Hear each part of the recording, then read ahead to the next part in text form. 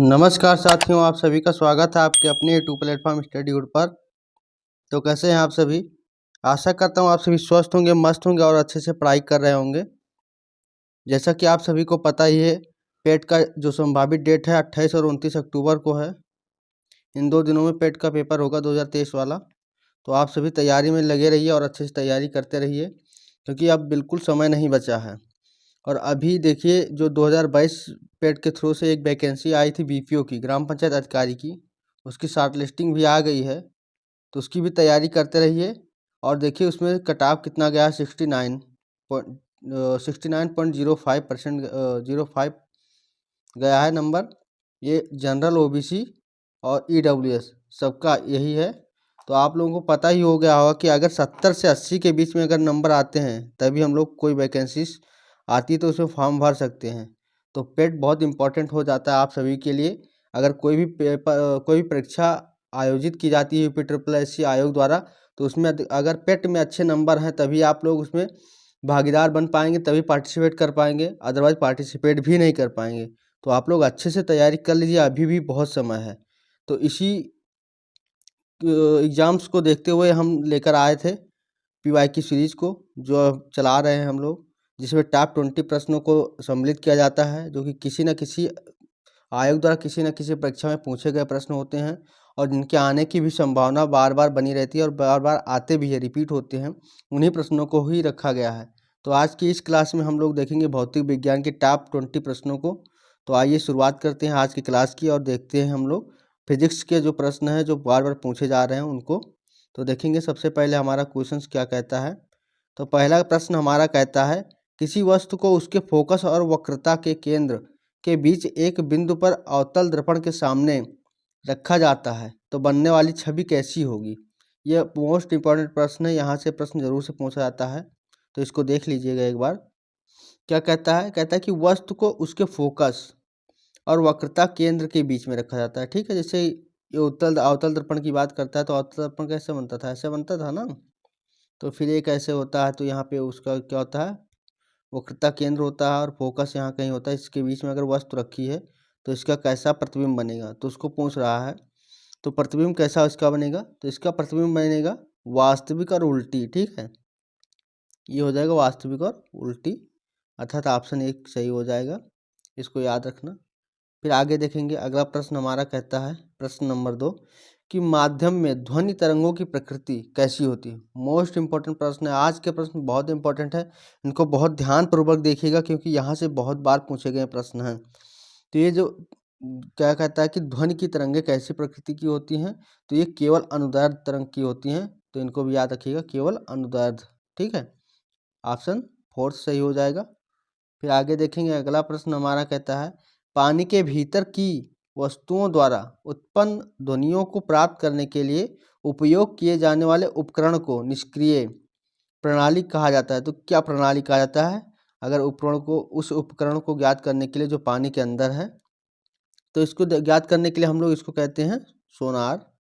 सोनार के द्वारा ज्ञात करते हैं। सोनार एक रेडिएशन छोड़ता है और वहाँ पर जाता है, फिर वस्तु पर टकरा के फिर वापस आता है, तो जिससे पता चल जाता है। ठीक है, तो ऑप्शन दूसरा सही हो जाएगा। अगर हम फायदोमीटर की बात करें तो फायदोमीटर की क्या हम करते हैं, गहराई मापते हैं इसके द्वारा, समुद्र के अंदर जो गहराई होती है उसको। और अगर हाइड्रोमीटर की बात करें तो हाइड्रोमीटर के द्वारा हम लोग क्या करते हैं, किसकी गति नापते हैं, तो हाइड्रोमीटर के द्वारा हम लोग मापते हैं किसी द्रव की जो है विशेषताओं को, जिससे क्या होता है उनकी विशेषताएं होती है घनत्व को या फिर उसकी गुरुत्व को नापते हैं। ठीक है, इसको याद रखना, या फिर उसके गुरुत्व को। और फायदोमीटर से समुद्र की गहराई को मापते हैं। ठीक है, फिर आगे देखेंगे, चौथा प्रश्न हमारा क्या कहता है। आगे का चौथा प्रश्न हमारा है कि निम्नलिखित में से किस स्थान पर गुरुत्वीय त्वरण शून्य होता है। तो गुरुत्वीय त्वरण कहाँ पे शून्य होता है, तो इसको देखेंगे हम लोग। मोस्ट इंपॉर्टेंट प्रश्न है। तो गुरुत्वीय त्वरण हमारा पृथ्वी के केंद्र पर शून्य होगा। कहाँ पर होगा? पृथ्वी के केंद्र पर शून्य होगा।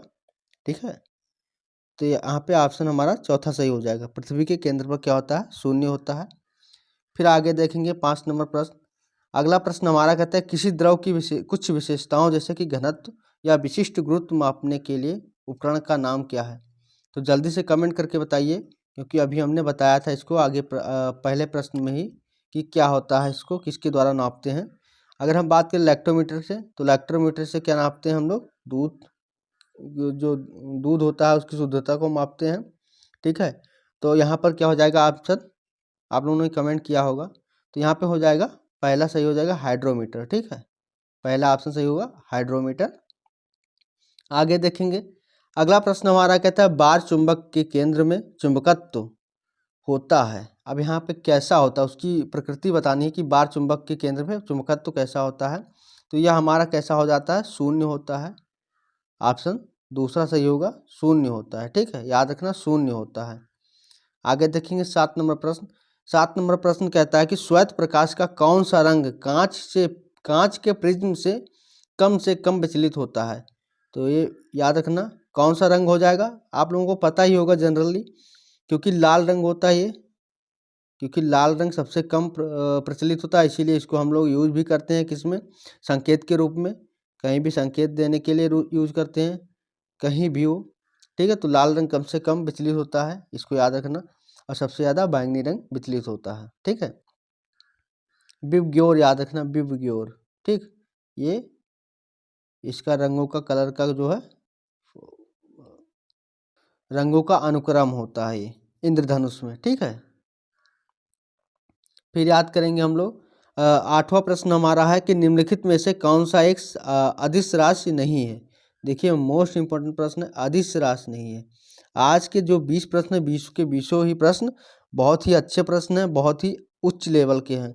यहाँ से बहुत बार प्रश्न पूछे गए और यहाँ से ही प्रश्न आते हैं। तो इस क्लास को अंत तक देखिएगा और अच्छे से देखिएगा, और लास्ट में अपना स्कोर भी आप लोग शेयर करिएगा कमेंट करके कि हमारा कितना सही हुआ, ठीक है। तो देखेंगे हम लोग, तो अदिश राशि नहीं है, तो अदिश राशि नहीं है की बात कर रहा है, तो यहाँ पे क्या हो जाएगा हमारा? कोणीय वेग। तो कोणीय वेग हमारा क्या है? ये हमारा सदिश राशि है, ठीक है। और अदिश राशि हमारे कौन है? विभवांतर हो जाएगा, चाल हो जाएगा, और कोणीय आवृत्ति, ये सब क्या हो जाएंगे? अदिश राशि हो जाएंगे। अगर हम बात करें अदिश और सदिश की, तो दो राशियां होती हैं। तो अदिश राशि कैसा होता है, सदिश राशि कैसा होता है? तो सदिश राशि में क्या होता है कि जिनके परिमाण और दिशा दोनों हो, तो वे हो जाएंगे हमारे सदिश राशि। इसमें क्या होता है? परिमाण, और परिमाण के साथ साथ दिशा भी होता है, ठीक है, इसको याद रखना। जबकि हमारा अदिश राशि जो होता है, तो इसमें क्या होता है कि दिशा नहीं होता है, परिमाण ही होता है, ठीक है, केवल परिमाण होता है, तो इसलिए अदिश राशि होते हैं। याद रखने के लिए क्या होता है? सदिश दिशा के साथ में और अदिश बिना दिशा के, ठीक है, इसको याद रखना। तो आइए हम लोग देखते हैं कुछ अदिश राशि और सदिश राशि के एग्जाम्पल्स, कौन से सदिश राशि हैं, कौन से अदिश राशियाँ हैं। देखिए सदिश राशियाँ कौन कौन सी हैं। तो सदिश राशियों की अगर बात करेंगे, तो इसमें हो जाएगा हमारा विस्थापन, विस्थापन के बाद वेग, वेग के बाद अगर बात करें तो कोणीय वेग, कोणीय वेग के अलावा आपका त्वरण, त्वरण भी होगा। त्वरण के आगे बात करें हम लोग तो चुंबकीय क्षेत्र, ठीक है, ये हो जाएगा चुंबकीय क्षेत्र। इसके अलावा अगर बात करें चुंबकीय क्षेत्र के अलावा, तो विद्युत फ्लक्स, विद्युत फ्लक्स, विद्युत फ्लक्स। इसके अलावा अगर बात करें तो आवेग हो जाएगा, बल हो जाएगा, बल यहाँ पर लिख दे रहे हैं, बल और आवेग, ठीक है। तो ये सब हमारे क्या हैं? सदिश राशियाँ हैं। अगर हम बात करें अदिश राशियों की, तो अदिश राशियाँ हमारी कौन कौन सी हैं, ये देख लीजिए। अदिश राशि, तो अदिश राशियाँ हमारी हैं, देखिए इसमें हो जाएगा हमारा क्या होता है, इसमें केवल परिमाण होता है, ठीक है, जबकि सदिश में परिमाण प्लस दिशा भी होता है। तो देखिए परिमाण केवल दिशा नहीं होगा, तो इसमें क्या होगा? तापमान, तापमान, इसके अलावा द्रव्यमान, द्रव्यमान, द्रव्यमान के अलावा विद्युत धारा, विद्युत धारा, ठीक है। इसके अलावा विभवांतर, विभवांतर, इसके अलावा प्रतिरोध, प्रतिरोध। इसके बाद फिर हम लोग देखेंगे आवेश, ऊर्जा और कार्य शक्ति, ये हमारे कुछ अदिश राशियाँ, इनको लिख लीजिएगा, नोट डाउन कर लीजिएगा, जिससे आप लोगों को बार बार भूलते हो ना हो। ठीक है, ये याद रखना। ये हमने देखा अदिश राशियाँ और सदिश राशियाँ कौन कौन सी हैं। फिर आगे देखेंगे, अगला प्रश्न हमारा कहता है वेग और समय का गुणनफल क्या कहलाता है, अर्थात वेग और समय के गुणनफल को क्या कहते हैं। तो वेग और समय का गुणनफल हमारा कहलाता है विस्थापन, जिसको बोलते हैं। ऑप्शन हमारा तीसरा सही हो जाएगा। ठीक है, अगले प्रश्न की ओर बढ़ेंगे हम लोग। प्रश्न नंबर 10 हमारा कहता है बारिश की बौछार के बाद एक इंद्रधनुष दिखाई देता है, तो किस साइड में दिखाई देगा उसकी बात करता है। सूरज की ओर दिखाई देगा, या फिर सूरज के विपरीत, या कहीं भी सूर्य की स्थिति के बावजूद, या फिर सूरज के अभाव में भी। तो यह दिखाई देगा अक्सर किधर, तो अक्सर यह दिखाई देता है सूरज के विपरीत। क्योंकि क्या होता है कि जैसे ये सूरज है, जब तक सूरज की रोशनी नहीं पड़ेगी तब तक नहीं दिखाई देगा। तो सूरज के अभाव में तो हो ही नहीं सकता, और कहीं भी सूर्य की स्थिति के बावजूद भी नहीं दिखाई देगा। क्योंकि क्या होता है कि जब बारिश हुआ तो ये बूंदें गिरी, यहाँ पे बूंदें पड़ी हुई हैं, और बूंदें किस दर्पण का काम करती हैं, इसको कमेंट करके बताइए कि किस दर्पण का काम करती हैं बूंदें हमारी जो होती हैं। और बूंदों का जो आकार होता है वो गोल क्यों होता है, तो वो होता है पृष्ठ तनाव के कारण। ये प्रश्न पूछा जाता है, याद रखना। पृष्ठ तनाव के कारण क्या होता है, हमारी बूंदें गोल होती हैं। जब इसकी प्रकाश इस पे पड़ती है तो क्या होता है कि ये रिफ्लेक्ट करती हैं, और रिफ्लेक्ट करके फिर इंद्रधनुष बनाती हैं। ठीक है, प्रकाश को रिफ्लेक्ट करके इंद्रधनुष बनाती है। तो ये सूर्य के विपरीत दिशा में पड़ेंगी, क्योंकि सूर्य का रोशनी आएगा फिर इधर कहीं बनेगा। ठीक, तो याद रखना। फिर आगे देखेंगे, अगला प्रश्न हमारा क्या कहता है।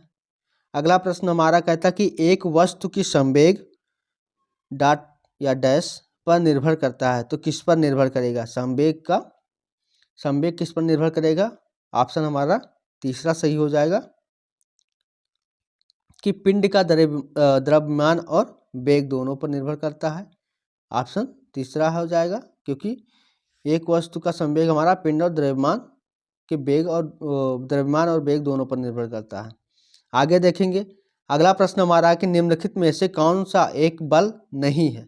तो बल की बात करता है। बल का क्या होता है, बल की प्रकृति क्या होती है कि बल वह बाह्य कारक होता है जो किसी वस्तु या किसी तत्व की जो अवस्था को परिवर्तित कर देता है। ठीक है, अगर वो विरामावस्था में तो विरामावस्था में से गति अवस्था में ला देता है, और गति अवस्था से विराम अवस्था में भी ला देता है। ठीक है, तो बल का परिभाषा क्या होता है कि वह वस्तु के या किसी भी कारक के जो है स्थिति को अवस्थिति को बदलता है।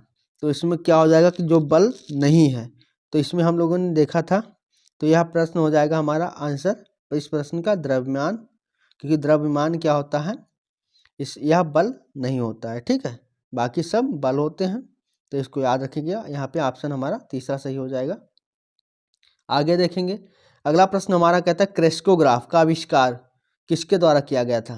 ये मोस्ट इंपॉर्टेंट प्रश्न है, और हम लोगों को इस पर फक्र होना चाहिए, क्योंकि यह एक हमारे इंडियन वैज्ञानिक हैं जिन्होंने इसकी खोज की थी या इसका आविष्कार किया था। तो अब इंडियन से तो पता ही चल गया होगा कि कौन सा ऑप्शन सही हो सकता है इसमें। तो इसमें दूसरा ऑप्शन सही हो जाएगा। कौन थे वो, जगदीश बोस जी थे हमारे, जिन्होंने क्रेस्कोग्राफ का आविष्कार किया था। और क्रेस्कोग्राफ से क्या होता है, तो आप लोग याद रखना, इससे क्या होता है कि पेड़ों की जीविता को चेक करते हैं, ये पेड़ों की श्वास को काउंट करता है। ठीक है, इसको याद रखना, लिविंग। फिर आगे देखेंगे, अगला प्रश्न हमारा कहता है एक क्रीम विभाजक सेपरेटर जिसको बोलते हैं, एक क्रीम निकालने वाली मशीन जिसको बोल देते हैं, का सिद्धांत किसके अनुसार काम करता है। तो ये मोस्ट इंपॉर्टेंट प्रश्न है, इसको भी याद रखना, ये बहुत बार पूछा गया है। तो ये हो जाएगा हमारा कौन सा सिद्धांत, तो यह हमारा सिद्धांत हो जाएगा अपकेंद्रीय बल। ठीक है, अपकेंद्रीय बल पर बल के द्वारा सिद्धांत पर कार्य करता है हमारा एक क्रीम विभाजक मशीन। ठीक है, ऑप्शन दूसरा सही हो जाएगा। आगे देखेंगे, अगला प्रश्न हमारा कहता है एक रेडियो तरंग का वेग कितना होता है। रेडियो तरंग का वेग हमारा कितना होता है, तो ऑप्शन सही हो जाएगा फर्स्ट, 3 × 10⁸ मीटर प्रति सेकेंड होता है हमारा रेडियो तरंग का वेग। ठीक है, आगे देखेंगे 16 नंबर प्रश्न। 16 नंबर प्रश्न कहता है किसी स्थान की आर्द्रता जानने के लिए निम्न में से किसका उपयोग किया जाता है। तो आर्द्रता की बात करता है, तो आर्द्रता किसके द्वारा मापा जाता है, तो यह मापा जाता है, हमारा ऑप्शन इस फर्स्ट हो जाएगा हाइग्रोमीटर। ठीक है, इसको याद रखना, मोस्ट इंपॉर्टेंट प्रश्न है, हाइड्रोमीटर से कंफ्यूज मत होइए, हाइग्रोमीटर हो जाएगा, हाइग्रोमीटर ऑप्शन इज फर्स्ट सही हो जाएगा। इसको याद रखने के लिए देखिए आर्द्रता गा, और यहाँ पे गा याद रखना, हाइग्रो। ठीक है, तो फिर अगर हम बात करें पायरोमीटर की, तो पायरोमीटर से क्या होता है, दो पिंडों के बीच की दूरी को मापते हैं। ठीक है, और पेरिस्कोप क्या होता है, तो यह एक ऑप्टिकल होता है। ठीक है, जिससे सूक्ष्म वस्तुओं को देखते हैं। और फिर हाइड्रोमीटर के द्वारा क्या होता है, तरल पदार्थों के घनत्व और उनकी गुरुत्व को मापते हैं। तरल पदार्थों की विशेषताएं जो होती हैं, जैसे उनका घनत्व हो गया और गुरुत्व हो गया, उसको मापते हैं। ठीक है, आगे देखेंगे अगला प्रश्न हमारा कहता है, सुपरसोनिक ध्वनि की गति को मापने की क्या इकाई क्या है, तो यह क्या हो जाएगा, हमारा माइक हो जाएगा, ऑप्शन इज फर्स्ट हो जाएगा। अगर हम नॉट की बात करें तो नॉट के द्वारा क्या मापते हैं, तो गति मापते हैं, जो समुद्री मील होता है उसको नॉट में ही प्रदर्शित करते हैं। और रिक्टर से द्वारा हम लोग भूकंप की तीव्रता को मापते हैं, भूकंप की तीव्रता को। और हर्ट्ज की बात करें तो यह हमारा आवृत्ति मापता है। ठीक है, आवृत्ति, और आवृत्ति की इकाई भी है। ठीक, आगे देखेंगे अगला प्रश्न हमारा कहता है, निम्नलिखित में से कौन से नियम सिद्धांत सही सुमेलित नहीं है या नहीं होते हैं। ठीक है, तो यहाँ पे कौन सा ऑप्शन सही हो जाएगा हमारा, यहाँ पे हमारा ऑप्शन चौथा सही हो जाएगा। हुंड का नियम, परमाणु में कोई भी दो इलेक्ट्रॉन एक ही ऊर्जा स्तर पर नहीं रख सकते, यह गलत बताता है। आप लोगों की यह के लिए यह HW है कि इसको सर्च करिएगा कि हुंड का नियम क्या कहता है, क्योंकि जब तक आप लोग अपने से सर्च नहीं करेंगे, अपने से नहीं पढ़ेंगे, अपने से मेहनत नहीं करेंगे, तब तक आप लोगों को समझ में नहीं आएगा। ठीक है, और जितना आप लोग मेहनत करेंगे उतना आप लोगों में निखार आता जाएगा और आप लोगों की पढ़ाई अच्छी लेवल तक पहुंचती जाएगी। तो इसको सर्च करिएगा कि हुंड का नियम क्या कहता है, और अगले क्लास में आप लोग बताइएगा कमेंट करके।